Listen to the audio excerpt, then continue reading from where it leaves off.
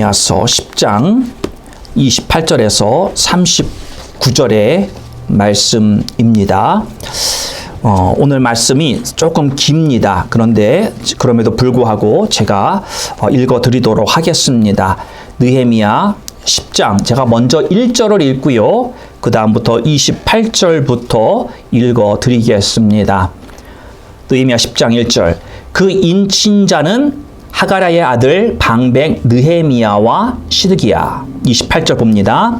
그 남은 백성과 제사장들과 레위 사람들과 문지기들과 노래하는 자들과 느리림 사람들과 및 이방 사람과 절교하고 하나님의 율법을 준행하는 모든 자와 그 아내와 그 자녀들 무릇 지식과 총명이 있는 자가 다 그 형제 귀인들을 쫓아 저주로 맹세하기를 우리가 하나님의 종 모세로 주신 하나님의 율법을 쫓아 우리 주 여호와의 모든 계명과 규례와 율례를 지켜 우리 딸은 이 땅 백성에게 주지 아니하고 우리 아들을 위하여 저희 딸을 데려오지 아니하며 혹시 이 땅 백성이 안식일에 물 하나 식물을 가져다가 팔려 할지라도 우리가 안식일이나 성일에는 사지 않겠고 제7년마다 땅을 쉬게 하고 모든 빛을 탕감하리라 하였고 우리가 또 스스로 규례를 정하기를 해마다 각기 세겔의 3분 1을 수납하여 하나님의 전을 위하여 쓰게 하되 곧 진설병과 항상 드리는 소제와 항상 드리는 번제와 안식일과 초하루와 정한 절기에 쓸 것과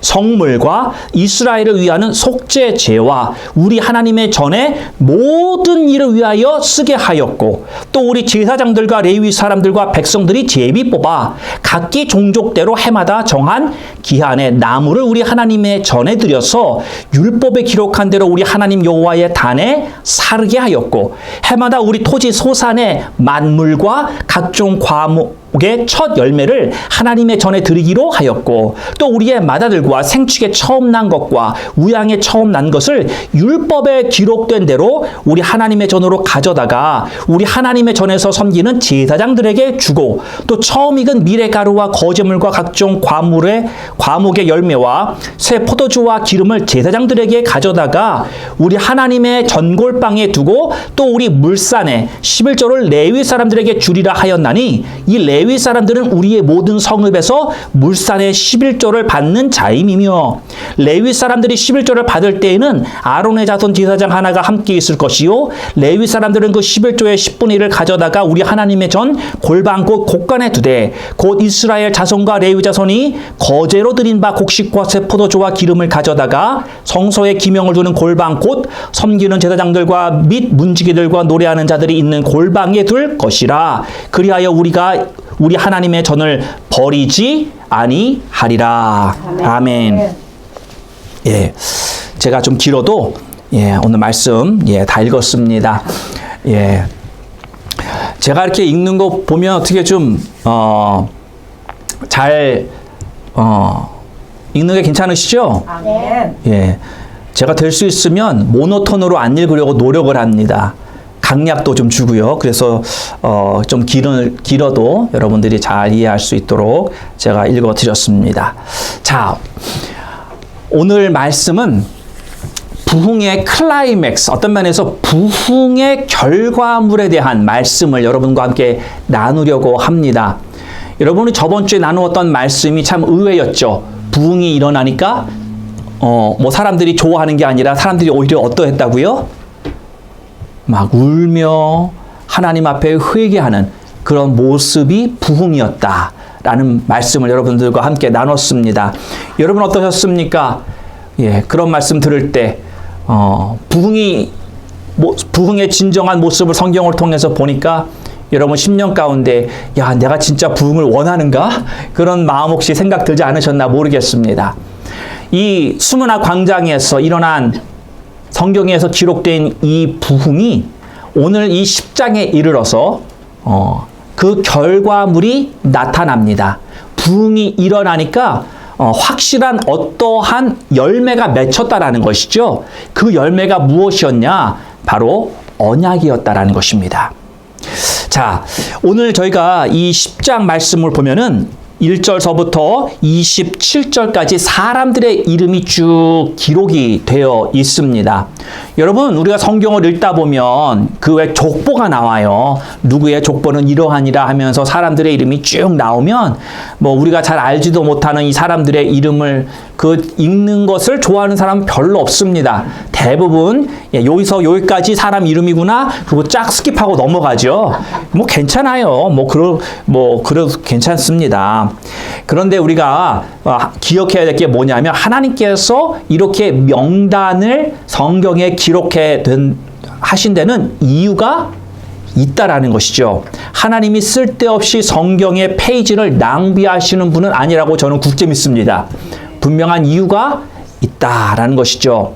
오늘이 제가 읽은 1절의 말씀을 보아도 사람들을 소개하면서 이 사람들이 누구냐라고 하냐면 인친자들이라고 말을 하고 있습니다. 인을 친 사람이다. 그래서 인이 여기서 보면 이게 뭐라 그럴까요? 우리말로 표현하면 한국에서 저기 도장을 딱 찍잖아요. 그렇죠? 어디 공식적인 서류 이런 어떤 그걸 도장을 찍고 미국서는 뭐를 하죠? 사인을 합니다. 그러니까 여기 명단에 기록되어 있는 이 많은 사람들이 자기네들이 사인을 했다라는 거예요. 사인을. 자기 이름을 사인을 했겠죠. 예. 그러면 이게 뭘 사인했길래 그러느냐? 우리가 그걸 봐야 되는 것입니다. 여러분이 사인을 한다는 건 중요한 의미가 담겨져 있죠. 여러분 계약서를요, 여러분이 100장을 가지고 있어도 그 계약서에 사인이 안 들어가면 아무런 효과가 없습니다. 그렇죠? 예, 여러분들이 체크를요, 아무리 많은 체크를 갖고 있어도 사인이 안 들어가면 은행에서 받아주질 않습니다. 곧 아무런 유효성이 없다라고 하는 것이죠. 자, 여기에서 구약에서 인을 쳤다라고 하는 것은 제가 우리 현대에서 말씀드린 대로 내가 사인을 하는 것이고, 이 성경의 언어로 표현을 한다면 언약을 맺었다라고 말하는 것입니다. 오늘 이 본문에 등장하는 이스라엘 공동체는 바로 이 부흥을 겪으면서요, 그 결과로 하나님과 언약을 맺는, 거기에 내 이름을 사인을 하였다라고 하는 것입니다. 여기에 성경에 등장한 이 사람들은요, 각기 가정의 head, 그러니까 가장이란 말이에요. 예, 어떤 면에선 그 자기 클랜을 대표하는, 부족을 대표하는 어떤 이런 사람들이 사인했다는 것이죠. 여러분, 이런 데 등장하는 사람도요, 그냥 아무것도 없는 이런 그런 것보다는 이렇게 쭉 사람들이 나오는 모습에서는 그 사람들이 그래도 영향력이 있는 사람들, 그 사인한 사람들의 이름이 등장한다는 거예요. 자, 그러면 여기서 우리가 뭘 보냐? 이 사람들이 뭘 사인했는지가 중요한 것이고, 사인을 했다라고 하는 것은요, 내가 어떤 결정을 내렸다라는 것이죠. 그렇죠? 여러분, 우리가 집을 살 때도 그 서류에다 사인을 하는 것은 이 집을 내가 사겠다, 내 걸로 만들겠다, 그리고 또 거기에 수많은 사인이 있는데, 은행에다 내가 돈을 안 내면 내가 어떻게 그런 것들이죠. 내가 꼬박꼬박 빌린 돈을 갚겠다 등등등, 집을 잘 케어하겠다, 이런 걸 사인을 하는 거잖아요. 그렇죠? 내 의지가 들어가 있는 거예요. 이걸 내가 잘 케어하겠다, 책임지고. 여기 본문에 등장하는 이 이스라엘 민족도요, 자기들의 의지를 지금 투영하는 것입니다. 내가 인을 쳤다라고 하는 것은 내가 이렇게 앞으로 우리가 뭔지 보겠지만 이거를 하겠다라고 하는 그들의 결연한 의지가 바로 여기에서 보여지고 있다라는 것입니다. 인을 칠 때 그냥 생각 없이 인을 치는 사람 없어요. 여러분, 한국에서 도장 찍을 때 생각 없이 도장 찍습니까? 아니죠. 분명히 이것이 내가 뭐 도장을 찍는지 알고 이것을 내가 어떻게 그러면 헤어나갈 것인가, 거기에 대한 생각과 나의 마음의 결단이 들어있기에 찍는 거란 말이에요. 네. 그러니까 이스라엘 백성이 하나님 앞에서 이 언약을 맺으면서 무슨 결단을 했느냐. 오늘 우리가 이걸 살펴보면서 하나님의 은혜의 말씀이 우리에게 임하기를 바랍니다. 그러면서 여러분 정말 이 사람들의 이 결단이 얼마나 대단한 것인가 한번 우리가 함께 보았으면 좋겠습니다. 첫 번째, 이스라엘 민족이 하나님과 언약을 맺는 게 28절서부터 30절에 등장을 합니다. 그 남은 백성과 제사장들과 레위 사람들과 문지기들과 노래하는 자들과 느디림 사람들과 및 이방 사람과 절교한다고 하나님의 율법을 준행하는 모든 자와 그 아내와 그 자녀들 모든 지식과 청명이 있는 자가 그러면서 쭉 기록이 되어 있습니다. 저희가 30절까지 이 세 구절에 나와 있는 말씀을 하나로 쫙 줄이면 언약이 무슨 언약이냐? 이스라엘 백성이 이렇게 말하는 거예요. 우리가 가정을 지키겠나이다. 가정을 지키겠습니다. 라는 언약을 하고 있는 것입니다. 여러분 제가 28절을 읽었지만 무슨 말이냐? 이방인들과 결혼을 하지 않겠습니다. 지금 이런 결단을 한 것입니다.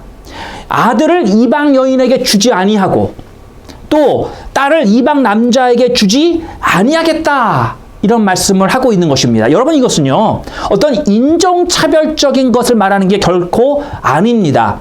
그들의 사랑하는 가정과 자녀를 지키겠다라고 하는 굳은 의지라는 것이죠. 여러분 우리가 이스라엘을 지금 현재 형편을 살펴보면은 70년간 나라를 잃어버렸던 나라예요. 여러분 우리나라도 보세요. 그 36년간 일본에게 나라를 잃어버렸어요. 그 어떤 면에서 이스라엘은 2배의 기간이나 되는 나라를 잃어버린 나라예요. 우리나라에 비교하면 우리나라가 그 36년간 주권을 빼앗기고 하고 싶은 대로 못하고 독립을 맞았지만 남겨진 게 별로 없었죠. 나라를 어떻게 꾸려나가야 될지, 정부가 어떻게 세워야 될지 정말 굉장히 막 무질서했단 말이에요. 그래서 막 싸움도 일어나고 6.25가 사실은 그거란 말이에요. 나라를 누가 컨트롤할 것이냐. 그거 놓고 싸운 거예요. 실은 우리나라 민족끼리. 이스라엘 민족이 70년 동안 나라를 잊어버리면서 자기도 약소 민족의 서름을 당한 거죠. 그렇죠? 어려움 가운데 막 유리하면서 노예로 살다 보니까 주변에 있는 다른 이방 나라 사람들과 같이 살 수밖에 없는 형편이 되었던 거예요. 내가 싫다라고 말할 수 있는 어떤 힘도 없는 것이고, 그러다 보니까 이방 사람들과 자녀들이 결혼하고 가정을 꾸리고 그렇게 살았는데 이게 왜 문제가 되었느냐? 이방 사람들은 자기 나름대로 섬기던 자기의 우상 신이 있었단 말이에요. 그러니 우상 신이 들어와서 그 신을 섬기는 가족에서 태어난 자녀들이 뭘 보고 자랐겠어요? 그 우상 신을 함께 보고 여호와 신앙이 점점 타락해 가기 시작을 했다라는 것이죠. 그래서 여호와 신앙을 잃어버린 이스라엘 민족은 이 땅에서 아무것도 말할 수 있는 게 없는 거예요. 그것밖에 없었는데 이스라엘 민족이 자부심을 가지고 그들에게 살아온 것은 하나님으로 살아왔다라고 하는 그 역사와 그 하나님밖에 없는 것인데 그것마저 다 잃어버리는 그러한 상황에 처하게 되어 있다라고 하는 것입니다. 그래서 이스라엘 민족이 이제는 우리가 더 이상 이렇게 타락되어진 신앙으로 사는 게 아니라 우리 가정의 타락을 더 이상 관가하지 아니하고 순수한 신앙으로 지키자. 이런 결단을 했다는 거예요. 더 이상 우리가 믿음을 잃어버리지 말고 우리 주님이 주시는 참 기쁨으로 우리가 살아가자. 그래서 그들이 과감히 이러한 언약을 지금 하나님과 맺고 있는 것입니다. 우리의 가정을 지키겠다라는 것입니다. 경제적으로도 중요하지요. 안전도 중요합니다. 어린 자녀들 어떻게 지켜낼 거예요. 또 여러 가지 가정에 필요한 것이 있지만 하나님을 가정의 머리로 모시고 살 때 가정에 참 행복과 진정한 기쁨이 있는 줄 믿으시기를 바랍니다. 고린도후서 6장 14절에 보니까 이렇게 얘기를 합니다. 너희는 믿지 않는 자와 멍해를 같이 하지 말라. 의와 불법이 어찌 함께하며 빛과 어두움이 어찌 사귀느냐. 사귈 수가 없다라는 거예요. 섞일 수가 없다라는 것입니다. 사랑하는 성도 여러분, 우리의 가정은 너무나도 소중합니다. 그렇지 않아요? 우리 가정을 꼭 지켜야 되는 것입니다. 무슨 가격을, 어떤 값을 치르더라도 우리가 꼭 지켜야 하는 것은 우리의 가정이라고 하는 것이죠. 여러분, 우리가 어떤 물리적으로 가정을 보호하는 것, 물질적으로 가정을 쓸 걸 채우는 것 중요하지요. 그러나 영적으로 진정한 행복과 기쁨은 예수님을 믿을 때 임한다라고 하는 걸 믿으시고 여러분들의 가정을 영적으로 반드시 지켜내시는 우리 성도님이 되시기를 바랍니다. 두 번째 이스라엘 민족이 맺은 언약은 31절 말씀 보면 혹시 이 땅 백성이 안식일에 물 하나 식물을 가져다가 팔려 할지라도 우리가 안식일이나 성일에는 사지 않겠고 이렇게 말하고 있습니다. 예, 요걸 간단하게 말하면 무슨 언약을 맺느냐? 안식일을 지키겠나이다 라는 거예요. 안식일을 지키겠습니다. 거룩하게 지키라고 말씀하신 이 안식일을 지키겠다는 약속인 것이죠. 주일날 모든 상업적인 행위를 중단하겠다라는 것입니다. 누가 팔러 와도 사지 않겠고 그런 얘기를 하잖아요. 우리도 사지 않겠다, 팔지 않겠다. 예, 주일날 그 안식일을 지키겠다라는 것입니다. 그래서 물건을 사고 파는 행위를 멈추고 가게 문을 닫겠다라는 것입니다. 이게 이스라엘 백성이 하나님과 맺는 언약입니다. 물론 그들이 가서 하나님 앞에 예배를 드렸어요. 예배를 드리고 난 뒤에도 우리가 가게 문을 열지 않겠다라는 것입니다. 열었던 거 닫겠다라는 것이죠. 여러분, 이것이 이스라엘 민족에게만 일어나는 게 아니라요. 제가 휴스턴에서 신앙생활할 때 그때 제가 목회자가 되기도 전이에요. 제 친구 형님이 있습니다. 휴스턴에서 여러분이 남부잖아요. 남부에서 많이 하는 그 비즈니스 중에 하나가 뭐냐면 뷰티 서플라이예요. 왜냐면 아시다시피 흑인들이 주로 남쪽에 많이 있다 보니까 이제 뷰티 서플라이를 하는데 이제 이분이 휴스턴 이제 서울 침례교회를 이제 다니면서 근데 나름대로 이제 신앙생활을 했어요. 근데 제가 볼 때는 저분이 신앙생활 제대로 하는 건가?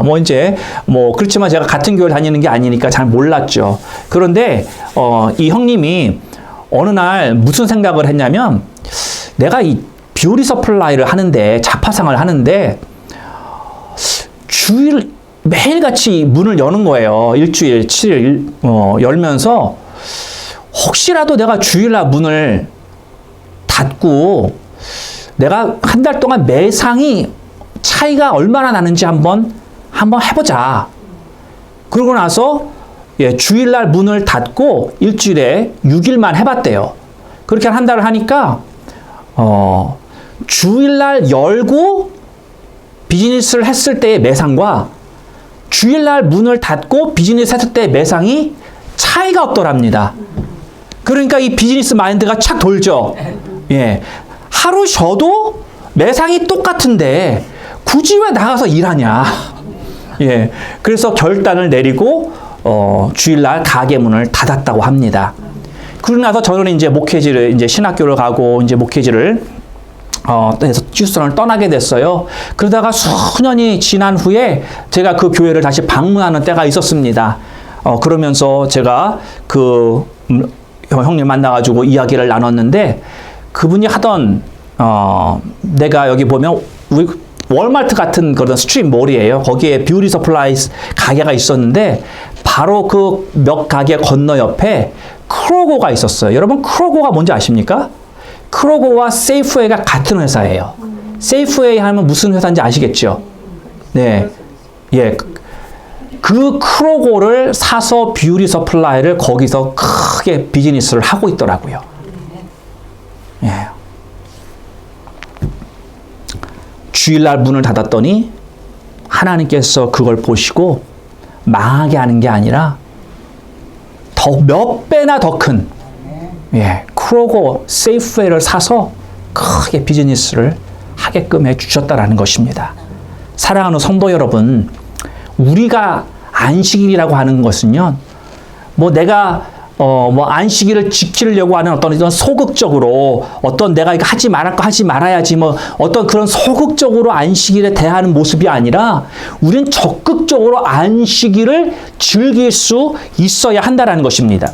주님의 날이에요. 주님의 날. 그렇죠? 주님의 날이고 주님이 우리를 위하여 만들어 주신 거예요. 주일날 안식하며 하나님과 함께 또한 더 집중하며 보내자고. 그래서 여러분 이렇게 우리가 주일날 하나님 앞에 나와서 예배하는 가운데도 정말 우리가 기쁜 마음으로 예배하고 하는 것입니다. 친교할 때 우리의 사랑이 서로 나누어지는 것이고요. 마음이 나누어지고 삶이 나누어지고 예수 그리스도를 증거하는 간증의 고백들이 정말 우리들의 입술 가운데서 있어야 하는 거예요. 예, 어디서 뭐 세일해 이거 사러 가자. 그것보다 한 주간에 우리 하나님께서 내게 베풀어 주신 은혜가 뭐였느냐. 예, 그런 것도 좀 얘기하고. 이거 누가 갖다 놨어요? 그러게. 야, 이거 갖다 놓으시니까 너무 좋아요. 감사해요. 네, 이거 하나님의 은혜로 갖다 놓으신 줄 믿습니다. 이런 얘기 하라는 거예요. 이런 얘기. 네? 뭐 갖다 놨더니 기껏 한다는 말이 이거 뭐 별로 안 예쁜 것 같아. 이거 얼마 주고 샀어. 이런 얘기 하지 마시고. 아시겠죠? 네. 자, 세 번째. 이스라엘 민족이 하나님과 언약을 했어요. 무슨 언약을 했느냐? 32절부터 35절까지 제가 32절만 읽을게요.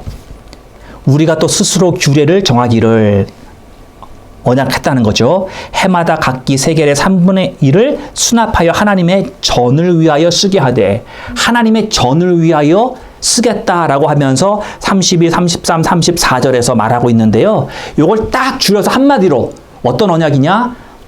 성전을 지키겠습니다. 성전, 교회를 지키겠습니다. 여러분 우리가 지금 막 두 번째 언약 안식일을 지키겠습니다 라고 하는 말은 한 구절밖에 없었어요. 그렇죠? 31절밖에 얘기를 안 했어요. 그런데 하나님의 성전, 이 교회를 지키겠다라고 하는 데는요, 자그마치 세 구절이나 적고 있다라는 것입니다. 자, 여기서 이스라엘 백성이 무슨 말을 하는 것이냐면 성전이 올바른 기능을 발휘할 수 있도록 필요한 여러 가지를 드리겠다라고 하는 약속인 것입니다. 성전에 보면 예배를 드리는 공간이 있고요. 그렇죠? 또 친교를 하는 공간이 있고요.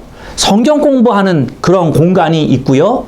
또 뭐 주일학교가 모이는 그런 공간 등 여러 가지 우리들의 삶의 중요한 부분을 감당하는 곳이 바로 이곳 성전이기에 이 성전이 제대로 잘 돌아갈 수 있도록 물질을 드린다는 것입니다. 구약시대 때는요, 물질 또 어떤 게 필요하냐면 나무도 필요했어요. 왜 나무가 필요했을까요? 그렇죠. 제사를 지내려면 불이 필요하잖아요. 그럼 나무를 태워야지 불이 나오고, 옛날 우리 아궁이 생각하시면 돼요.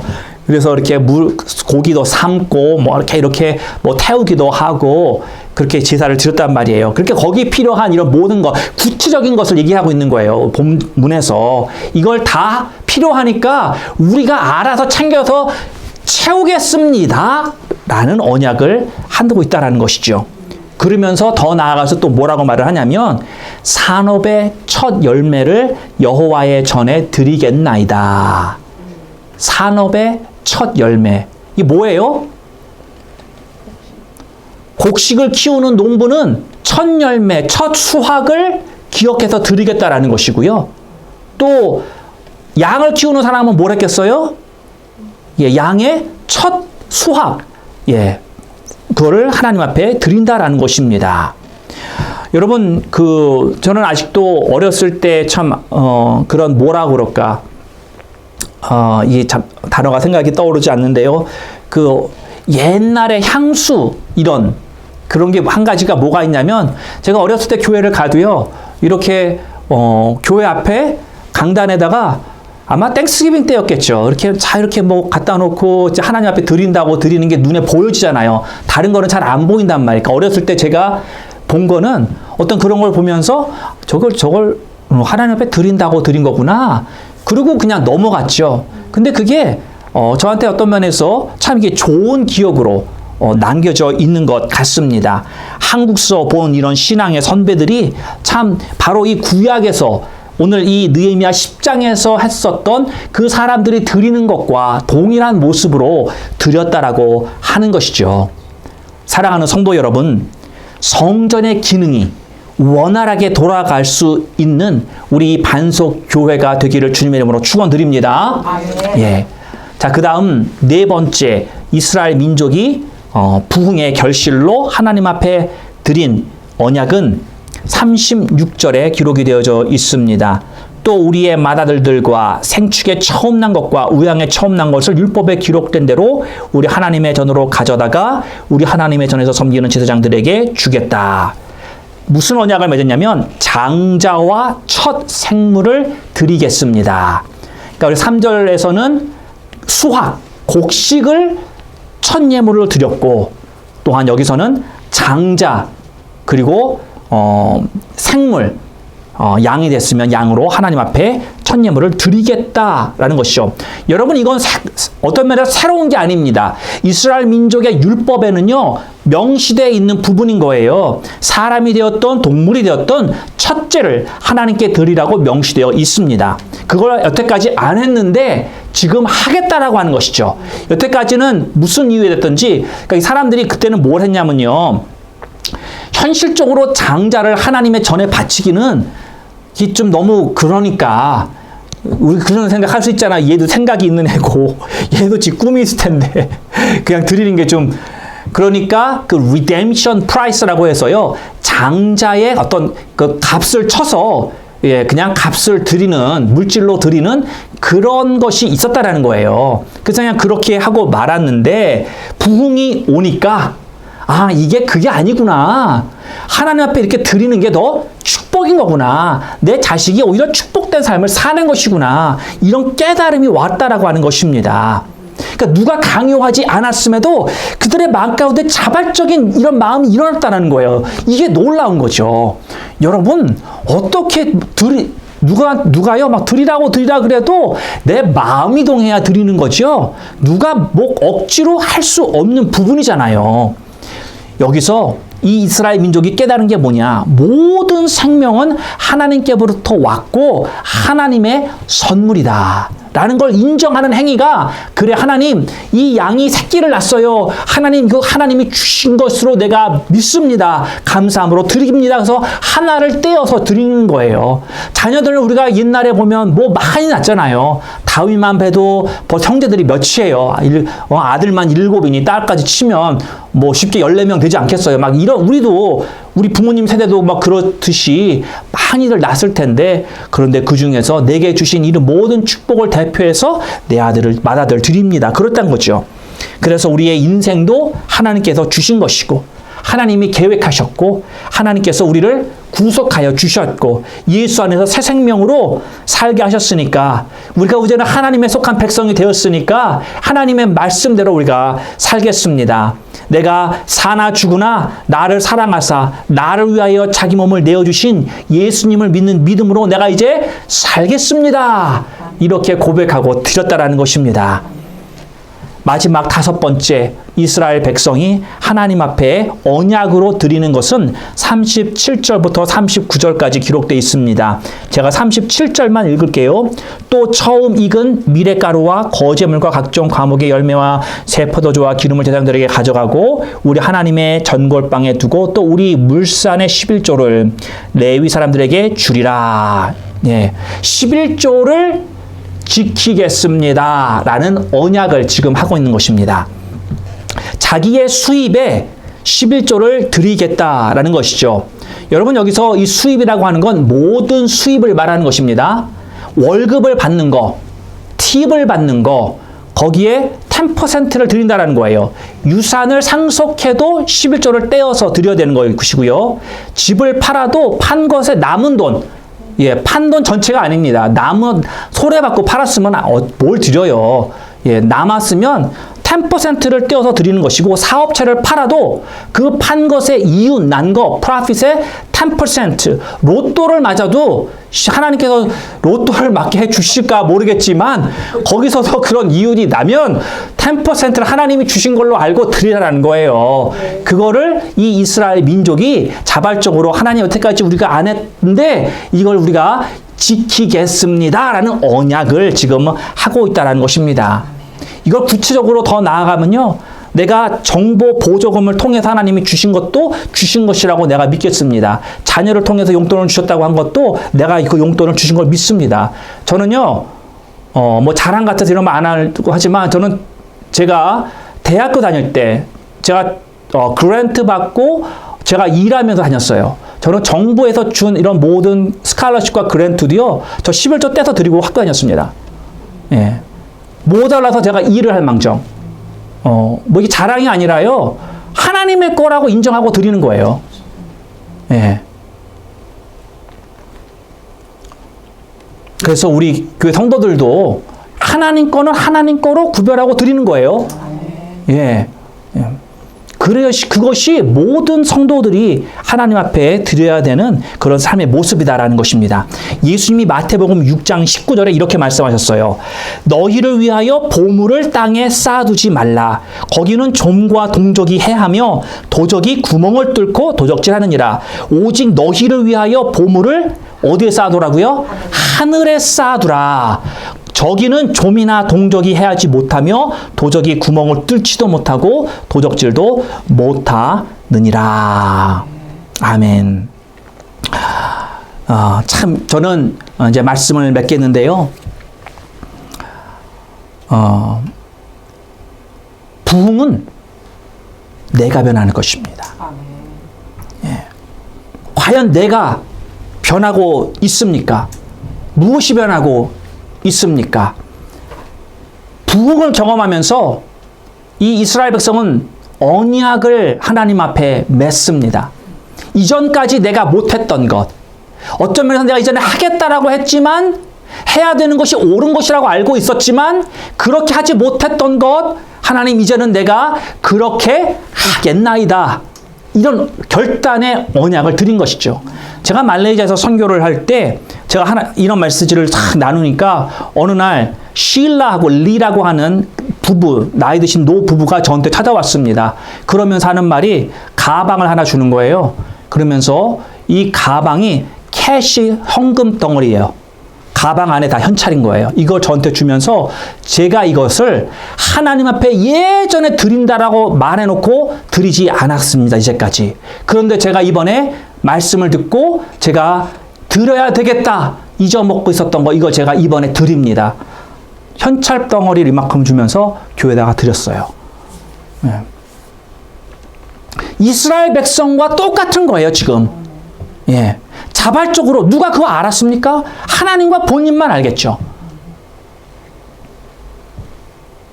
하나님과 언약을 통해서 내 삶에 무너졌었던 그런 영역들을 여러분 다시 세워져 나아가시기를 바랍니다. 한 사람 이야기만 하고 제가 마칠게요. 미국 16대 대통령이 에이브러함 링컨입니다. 잘 아시는 분이실 거예요. 이분이 술과 담배를 입에 대지도 않았다라고 합니다. 그런데 어느 날 켄터키 주에 방문을 했더니 그 육군 대령과 대화를 하던 중에 육군 대령이 이제 술과 담배를 권하더랍니다.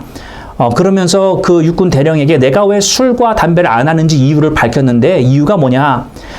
아브라함 링컨이 내가 9살 때에 몹시 어머니가 아프셨었는데 어느 날 밤에 나를 불렀습니다.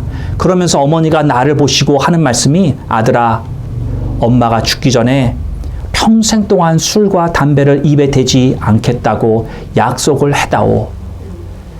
그때 엄마와 했던 약속을 평생 지켰다라고, 그 이후로 자기가 술, 담배를 하지 않는다. 그렇게 설명을 했다라는 것입니다. 사랑하는 성도 여러분, 하나님과 언약을 맺기에 내가 앞으로 그걸 못하면 어떡하지? 내가 깨트리면 어떡하지? 그런 두려움이 있을 수도 있습니다. 여러분, 당연한 것입니다. 그런데 우리가 기억해야 될 게 있는 게 그것이 무엇이냐면, 주님을 영접하는 것도 바로 언약입니다. 내가 주님 뜻대로 살겠습니다. 언약 여러분 하셨어요. 또 침례를 받는 것도 여러분께서 하나님과 언약을 맺은 것입니다. 내가 죽음에서 생명으로 옮겨진 것을 내가 믿습니다. 하나님이 내게 주신 그 언약인 줄 믿습니다라고 하는 것이고요. 여러분 결혼식도 하셨잖아요. 결혼식도 언약입니다. 거기 주하시던 분이 뭐라고 그랬어요? 머리가 팥불이 될 때까지 그런 언약 맺은 거예요. 언약. 여러분 어떤 면에서 장례식도 언약입니다. 돌아가신 고인을 생각하면서 저분의 유지, 저분이 살았었던 믿음의 모습들, 그 모습들을 바라보며 나도 저렇게 살도록 나의 인생을 돌아보며 나아가겠습니다라고 하는 그러한 마음이 담겨져서 드려지는 예배라는 것이죠. 여러분 무슨 말이냐? 삶이 언약이라는 것입니다. 인생은 언약이라는 것입니다. 두려워할 필요 없습니다. 하나님 앞에 이 시간에 우리가 이 부흥에 대한 그 결론을 맺으면서 여러분들에게 주시는 말씀이 있다고 한다면 그 말씀을 가지고 내가 하나님과 맺어야 될 언약은 무엇인가 생각하고 그 언약을 여러분 두려워하지 마시고 하십시오. 그러면 하나님께서 언젠가는 그런 언약들을 분명히 또한 이룰 수 있도록 지금 내가 못한다면 하나님께서 그런 은혜를 또한 주시는 분인 줄 믿으시기를 바랍니다. 우리 함께 기도하겠습니다. 오늘 여러분들에게 하나님께서 이 부흥의 결론을 맺게 하셨습니다. 그리고 결론은 언약입니다. 이 언약의